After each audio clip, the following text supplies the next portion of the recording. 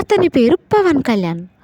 పవన్ కళ్యాణ్ 1968 లేదా 1971 సెప్టెంబర్ 2న కొణిదెల వెంకట్రావు, అంజనాదేవి దంపతులకి మూడవ కుమారునిగా ఆంధ్రప్రదేశ్లోని బాపట్లలో జన్మించాడు. ఇతనికి ఇద్దరు అక్కలు, ఇద్దరు అన్నయ్యలు. తెలుగు సినిమా నటుడు మెగాస్టార్ చిరంజీవి పవన్కి పెద్దన్నయ్య. నటుడు, నిర్మాత కొణిదెల నాగేంద్రబాబు పవన్కి రెండవ అన్నయ్య. సినిమా పరిశ్రమలోని అతని పెద్ద అన్నయ్య చిరంజీవిని చూసి నటన పట్ల ఆసక్తిని పెంచుకున్నాడు. అతను తన పబ్లిక్ మార్షల్ ఆర్ట్స్ ప్రదర్శనలోని ఒక దానిలో పవర్ పురస్కారాన్ని అందుకున్నాడు. అతనికి కరాటేలో బ్లాక్ బెల్ట్ ఉంది. అతని సినిమా నటులైన రామ్ చరణ్ తేజ్, వరుణ్ తేజ్ల చిన్నాన్న, సాయి తరం తేజ్ అల్లు అర్జున్ల మామయ్య. అతని సోదరులు చిరంజీవి, నాగేంద్రబాబు కూడా సినిమా నటులే. అతను 1996లో అక్కడ అమ్మాయి ఇక్కడ అబ్బాయి సినిమాతో తెరగేట్రం చేశాడు. 1998లో అతను నటించిన తొలి ప్రేమ సినిమా ఆ సంవత్సరం తెలుగు భాష ఉత్తమ సినిమాగా జాతీయ ఫిల్మ్ పురస్కారాన్ని పొందింది.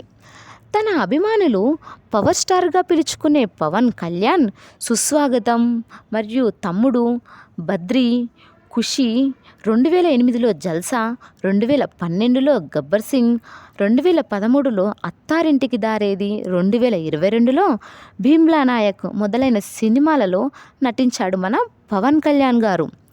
అతను గబ్బర్ సింగ్ సినిమాలో ఉత్తమ నటుడిగా ఫిల్మ్ఫేర్ అవార్డుని అందుకున్నాడు.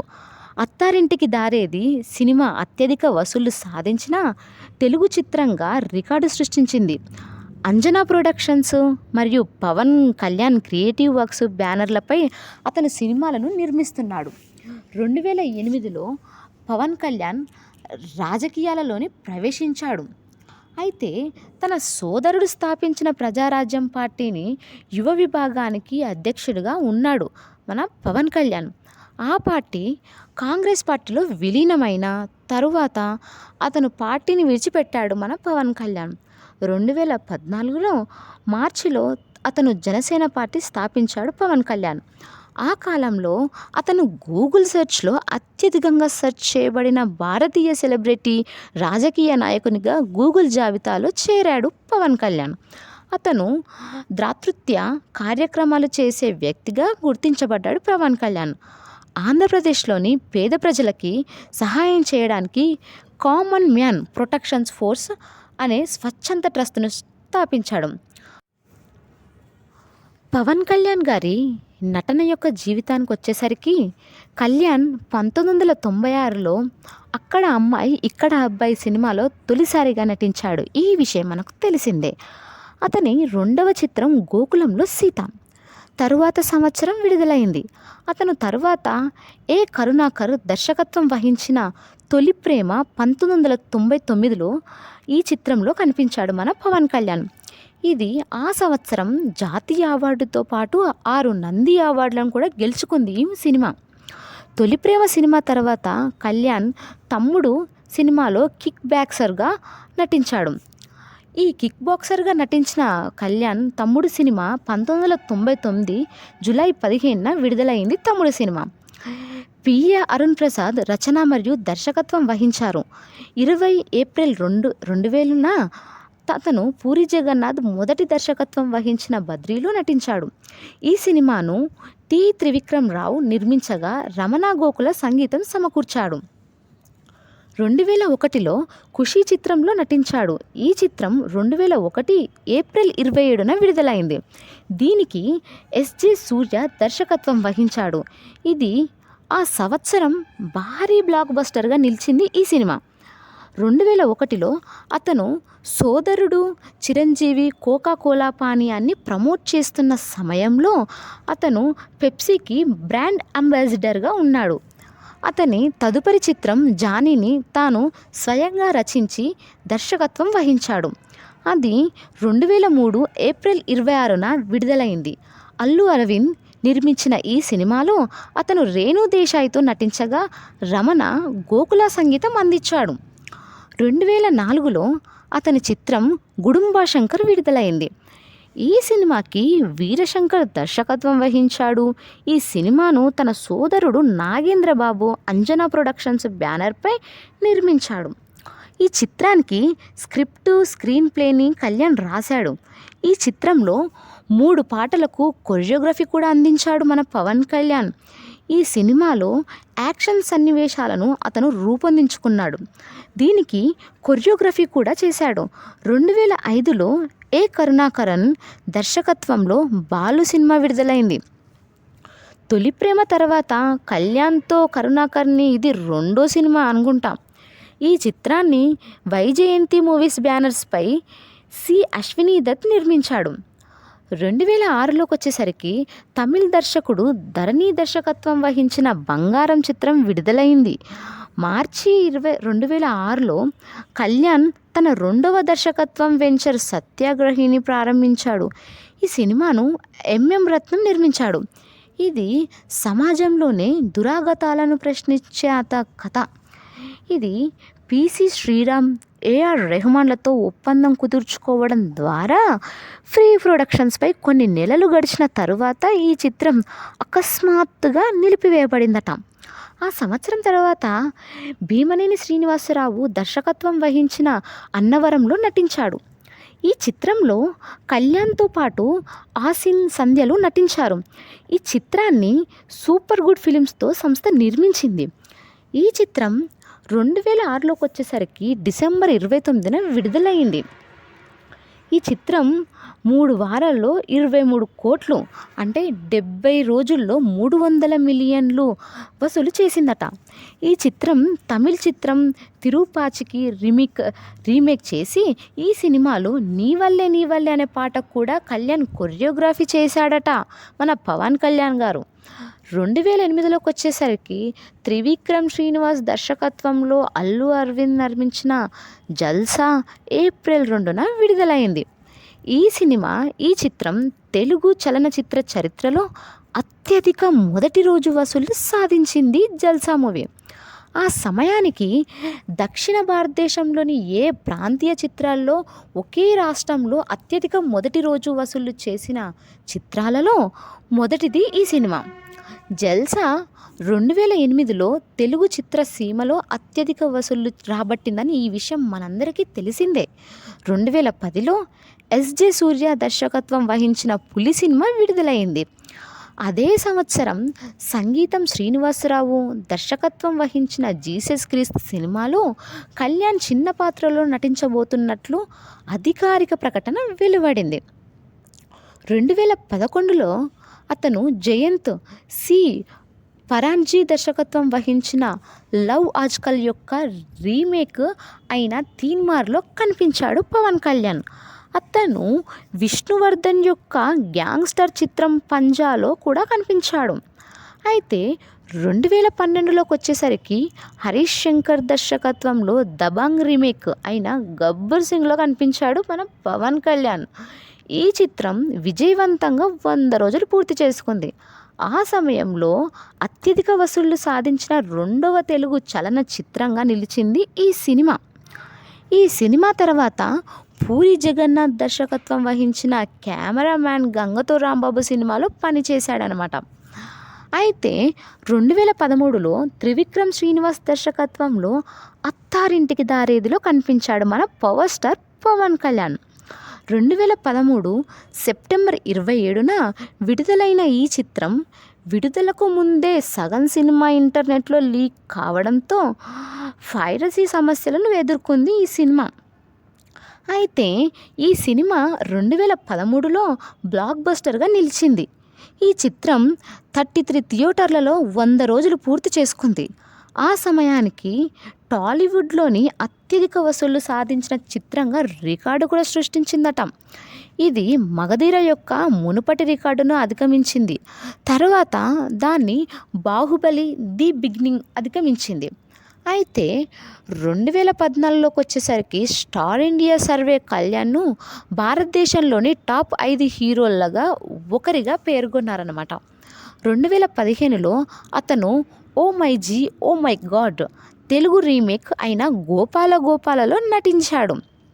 అయితే వెంకటేష్తో కలిసి కళ్యాణ్ నటించిన ఈ చిత్రానికి కిషోర్ కుమార్ పడ్సాని దర్శకత్వం వహించాడు. 2016లో కళ్యాణ్ నటించిన సర్దార్ గబ్బర్ సింగ్ 2012 చిత్రం గబ్బర్ సింగ్కి సీక్వెల్ విమర్శకుల నుండి పేలమైన సమీక్షలను అందుకుంది. తమిళ చిత్రం వీరంకి రీమేక్ చిత్రం కాటమరాయుడు ఇది 2017లో జరిగిందనమాట. ఇది కిషోర్ కుమార్ పార్థసానితో అతను రెండవ సినిమా. 2018లో త్రివిక్రమ్ శ్రీనివాస్ దర్శకత్వంలో అజ్ఞాతవాసి సినిమాలో నటించాడు. ఇది కళ్యాణ్ 25వ చిత్రం. అతను 2021లోకి వచ్చేసరికి అతను వేణు శ్రీరామ్ దర్శకత్వం వహించిన వకీల్ సాబ్లో అతను నటించాడు. అయితే ఈ వకీల్ సాబ్లో కనిపించడం ద్వారా సినిమాలకు తిరిగి వచ్చాడు. ప్రస్తుతం క్రిష్ జాగర్లమూడి దర్శకత్వంలో హరిహర వీరమల్లు సినిమా చేస్తున్నాడు.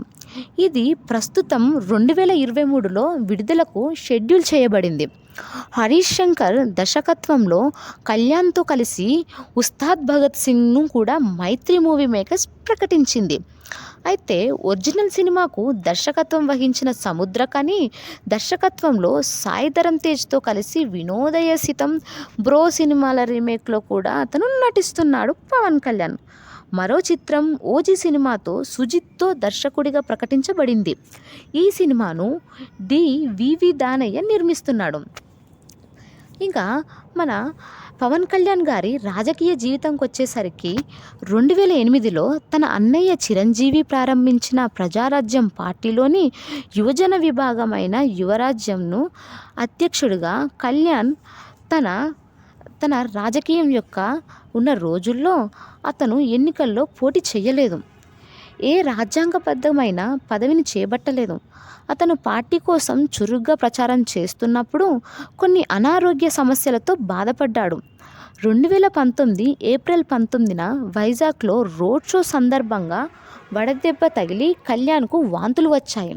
తర్వాత 2011లో చిరంజీవి తన పార్టీని కాంగ్రెస్లో విలీనం చేసినప్పుడు కళ్యాణ్ మౌనంగా అసంతృప్తిని వ్యక్తం చేస్తూ రాజకీయ జీవితం నుండి విరామం తీసుకున్నాడు మన పవర్ స్టార్ పవన్ కళ్యాణ్. పార్టీని విలీనం చేయాలనే తన సోదరుడి నిర్ణయంతో విభేదించిన అతను జనసేన పార్టీ అనే కొత్త రాజకీయ పార్టీని ప్రారంభించాడు. అయితే పవన్ కళ్యాణ్ 2014 మార్చి 14న జనసేన పార్టీ పేరుతో రాజకీయ పార్టీని స్థాపించాడు. ఈ విషయం మనందరికీ తెలిసిందే. అతను ఇజం అనే పుస్తకాన్ని రాశాడు. ఇది జనసేన పార్టీ సిద్ధాంతం కూడా. 2 తెలుగు రాష్ట్రాలకు సంబంధించిన సమస్యలపై చర్చించేందుకు అప్పటి భారతీయ జనతా పార్టీ ప్రధాని అభ్యర్థి నరేంద్ర మోదీతో సమావేశమై మద్దతు తెలిపాడు పవర్ స్టార్ పవన్ కళ్యాణ్.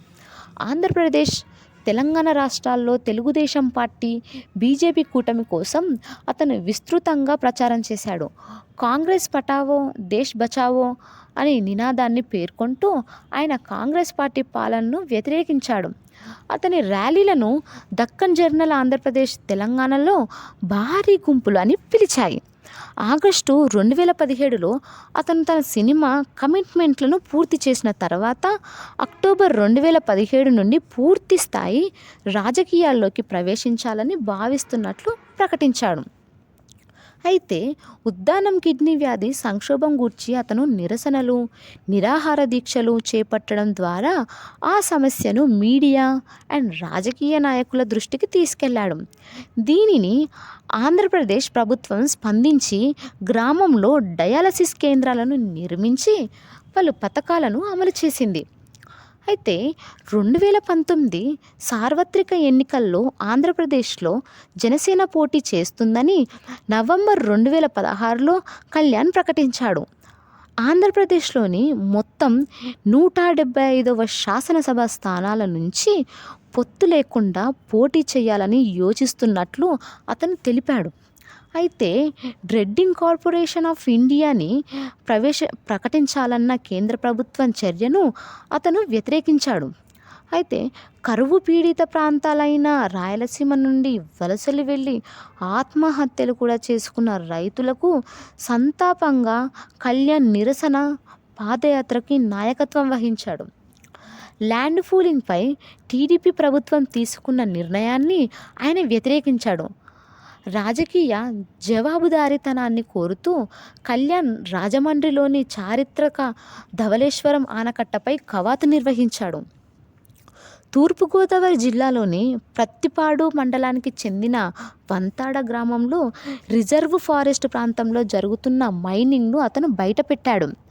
అయితే రాజమండ్రి బహిరంగ సభలో రైతు కూలీలు, మహిళలు, యువత, విద్యార్థుల జీవితాలను మెరుగుపరిచేందుకు అనేక చర్యలతో కూడిన జనసేన పార్టీ 2019 ఎన్నికల మేనిఫెస్టోను కళ్యాణ్ ప్రకటించాడు. రాబోయే 2019 ఎన్నికలలో ఆంధ్రప్రదేశ్ మరియు తెలంగాణ రెండు తెలుగు రాష్ట్రాలలో వామపక్ష పార్టీలైన communist party of India, Bahujan Samaj పార్టీలతో కలిసి ఆయన పార్టీ పోటీ చేసింది. అదే సమయంలో అతను రాబోయే ఎన్నికల కోసం ఆంధ్రప్రదేశ్ అంతటా చురుగ్గా ప్రచారం చేస్తున్నప్పుడు అతను అనారోగ్యానికి గురయ్యాడు. కొన్ని అనారోగ్య సమస్యలతో బాధపడ్డాడు. అతను సత్తెనపల్లిలో తన తదుపరి రౌండ్ ప్రచారానికి సిద్ధమవుతున్నప్పుడు అతనికి తల తిరగడంతో పాటు వికారంగా అనిపించిందట. గన్నవరం విమానాశ్రయంలో రీఫిల్లింగ్ కోసం చాపర్ డౌన్ అయినప్పుడు పవన్ కళ్యాణ్ వాంతులు, డీహైడ్రేషన్తో పాటు మగతతో పడిపోయాడట. వెంటనే విజయవాడలో ఆసుపత్రిలో చేరి చికిత్స అందించారు. అతను కోలుకున్న తర్వాత మళ్ళీ ప్రచారం మొదలైంది.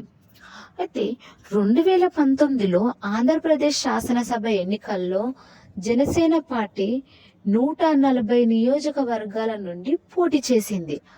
అతను గాజువాక, భీమవరం నియోజకవర్గాల నుండి పోటీ చేశాడు. 2 స్థానాలలోనూ వైఎస్ఆర్ కాంగ్రెస్ పార్టీ అభ్యర్థులతో ఓడిపోయాడు. అతని పార్టీ ఈ ఎన్నికలలో ఒక రాజోలు నియోజకవర్గం నుండి మాత్రమే గెలుపొందింది. అదే సంవత్సరం 2019 నవంబర్ 3న అతను వైఎస్ఆర్ కాంగ్రెస్ పార్టీ పాలనకు వ్యతిరేకంగా ఆంధ్రప్రదేశ్లో ఇసుక సరఫరా కొరత కారణంగా నిరుద్యోగాన్ని ఎదుర్కొంటున్న భవన నిర్మాణ కార్మికులకు మద్దతుగా విశాఖపట్నంలో లాంగ్ మార్చ్కు నాయకత్వం వహించాడు. 2020 నాటికి జనవరి 16న కళ్యాణ్ తన పార్టీతో బీజేపీకి గల పొత్తును ప్రకటించాడు. 2024లో జరగబోయే ఎన్నికలలో 2 పార్టీలు కలిసి పోరాడుతాయని ప్రకటించాడు. 2020 ఫిబ్రవరి 12న కర్నూలులో దారుణంగా హత్యకు గురైన 15 ఏళ్ల బాలిక సుగాలి ప్రీతికి న్యాయం కోసం ర్యాలీకి నాయకత్వం వహించాడు మన పవర్ స్టార్ పవన్ కళ్యాణ్. ఈ ఘటనపై సెంట్రల్ బ్యూరో ఆఫ్ ఇన్వెస్టిగేషన్ సిబిఐతో విచారణ జరిపించాలని డిమాండ్ చేశాడు. అయితే వ్యక్తిగత జీవితానికి వచ్చేసరికి పవన్ కళ్యాణ్ 2006లో సినిమాలతో ప్రవేశించిన తరువాత మే 1997లో నందినితో మన పవర్ స్టార్ పవర్కి వివాహం జరిగింది. 2001లో అతను సినిమా నటి రేణు దేశాయ్తో సహజీవనం ప్రారంభించాడు. 2004లో వారికి అఖిరానందన్ అనే కుమారుడు జన్మించాడు. అయితే జూలై 2007లో నందిని తనకు విడాకులు ఇవ్వకుండా వేరొక మహిళని వివాహం చేసుకున్నాడని బైగామి కేసు కింద దాఖలు చేసింది. అయితే రేణు దేశాయ్తో పవన్ అక్రమ సంబంధం నడుపుతున్నాడని, వారిద్దరికీ అప్పటికే ఒక కుమారుడు కూడా జన్మించి ఉన్నాడని ఆమె కోర్టులో కేసు చిరంజీవి కుటుంబంలోని 14 మందిపై ఆరోపణలు చేసిందట. పవన్ కళ్యాణ్ రేణు దేశాయ్ని వివాహం చేసుకోలేదని కోర్టులో తెలియజేయగా ఈ పిటిషన్కు సరైన సాక్ష్యాలు లేవని విశాఖపట్నంలోని కోర్టు కొట్టివేసింది. దీనిపై నందిని ఉన్నత న్యాయస్థానాన్ని ఆశ్రయించగా కొట్టివేతపై కోర్టు స్టే ఇచ్చింది. అయితే తదనంతరం జూలై 2007లో కళ్యాణ్ విశాఖపట్నంలోని కుటుంబ న్యాయస్థానంలో విడాకుల కోసం కేసును దాఖలు చేశాడు. వారి వివాహం జరిగిన వెంటనే నందిని తనను విడిచిపెట్టిందని ఆరోపించాడు. దానిని ఆమె న్యాయవాది తిరస్కరించాడు. నందిని భరణం కోరింది. తాత్కాలిక భరణంగా నెలకు 5 లక్షలు ఇప్పించాలన్న ఆమె దాఖలు చేసిన పిటిషన్ను కూడా కోర్టు కొట్టివేయగా, ఈ తీర్పుపై కూడా నందిని ఉన్నత న్యాయస్థానం నుండి స్టే పొందింది. 5 కోట్ల రూపాయలకు రాజీ కుదరగా నందిని అన్ని కేసులను ఉపసంహరించుకొని 2008 ఆగస్టు 12లో విశాఖపట్నంలోని ఫ్యామిలీ కోర్టు వీరిద్దరికి విడాకులు మంజూరు చేసింది. ఇది 8 సంవత్సరాల సహజీవనం తరువాత అతను నటిగా మారిన మోడల్ రేణు దేశాయిని 2009లో జనవరి 28న వివాహం చేసుకున్నాడు మన పవన్ కళ్యాణ్. వీరికి 2010లో కలిగిన కుమారుని పేరు అఖిరానందన్. ఈ జంట 2012లో అధికారికంగా విడాకులు తీసుకొని విడిపోయారు. 2018లో ఒక ఇంటర్వ్యూలో దేశాయ్ కళ్యాణ్ ఆమె మొదట నిరసన తెలియజేసినప్పటికీ విడాకుల కోసం పట్టుబడ్డారు అని పేర్కొంది. తమ విడాకుల గురించి బహిరంగ ప్రకటన చేయాలన్న తన అభ్యర్థనను కళ్యాణ్ తిరస్కరించారని ఆమె తెలిపింది. తమ మధ్య ఎటువంటి భేదాభిప్రాయాలు లేవని, తాము సానుకూల దృక్పథంతోనే విడిపోయామని, భార్యాభర్తలుగా విడిపోయినా తమ సంతానానికి తల్లిదండ్రులుగా మాత్రం కలిసే ఉంటామని రేణు దేశాయ్ ఒక ఇంటర్వ్యూలో స్పష్టంగా మనకు తెలియజేశారు. విడిపోయే సమయంలో ఆమె పవన్ వద్ద నుండి పెద్ద ఎత్తున వర్ణం తీసుకున్నారనే వార్తల్లో అస్సలు నిజం లేదని రేణు దేశాయ్ చెప్పారు. తాను స్వయం కృషితోనే తనకు కావలసినవన్నీ సమకూర్చుకుంటున్నానని స్పష్టం చేసింది రేణు దేశాయ్. కళ్యాణ్ 2011లో తీన్ మార్ సినిమా సందర్భంగా తనకు 3వ భార్య అయిన రష్యా నటి అన్నా లెజానేను కలుసుకొని సెప్టెంబర్ 30న హైదరాబాద్లోని ఎర్రగడ్డ సబ్ రిజిస్టర్ కార్యాలయంలో వీరిద్దరి వివాహం జరిగింది.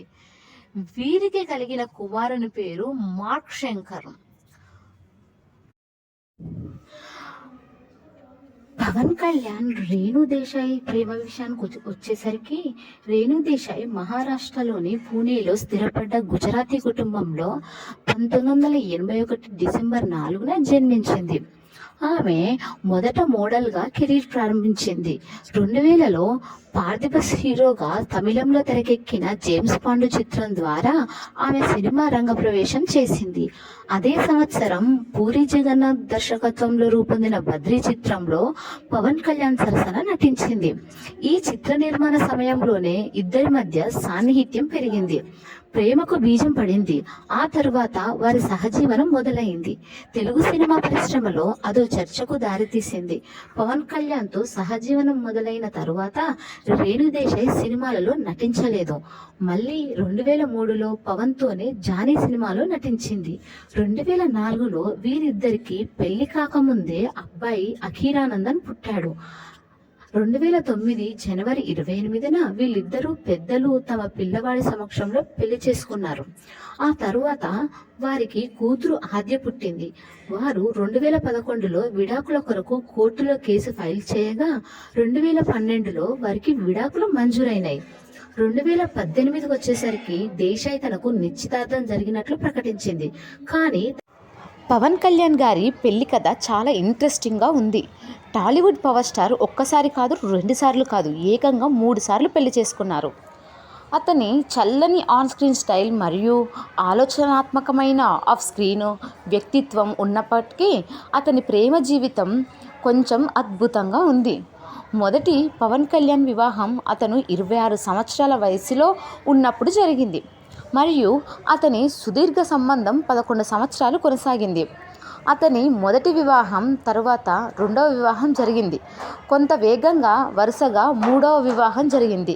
ఇది అతని అభిమానులు మరియు అనుచరులలో చాలామందికి ఏం జరిగింది అని లోతుగా తవ్వి చూద్దాం. పవన్ కళ్యాణ్ మొదటి పెళ్ళి. పవన్ కళ్యాణ్ మొదటి పెళ్ళి మే 1997లో నందిని అనే అమ్మాయితో జరిగింది. 1996లో అక్కడ అమ్మాయి ఇక్కడ అబ్బాయి అనే తెలుగు సినిమాతో ఆయన అరగేట్రం చేసిన 1 సంవత్సరం తర్వాత ఇది జరిగింది. ఈ జంట ఎలా మరియు ఎప్పుడు కలిశారు అనే దాని గురించి పెద్దగా తెలీదు. కానీ ఇది పవన్ కళ్యాణ్ గారి మూడవ భార్య పేరు అన్నా లెజ్నోవా, ఒక రష్యన్ మోడల్ మరియు నటి. ప్రముఖ దక్షిణ భారత నటుడు మరియు రాజకీయ నాయకుడు. పవన్ కళ్యాణ్కి మూడవ భార్య అయిన తర్వాత ఆమె ముఖ్యాంశాలలో బాగా నిలిచింది. అన్నా లెజ్నోవా ఆమె రష్యాలో జన్మించింది. 1980లో రష్యాలో ఉన్న ఒక మారుమూల గ్రామంలో జన్మించింది. దక్షిణ భారత సినిమాల్లో చాలా చిన్న పాత్రలు చేసింది. ఆమె 2011 తెలుగు చిత్రం తీన్మార్లో ఒక చిన్న పాత్ర పోషించింది.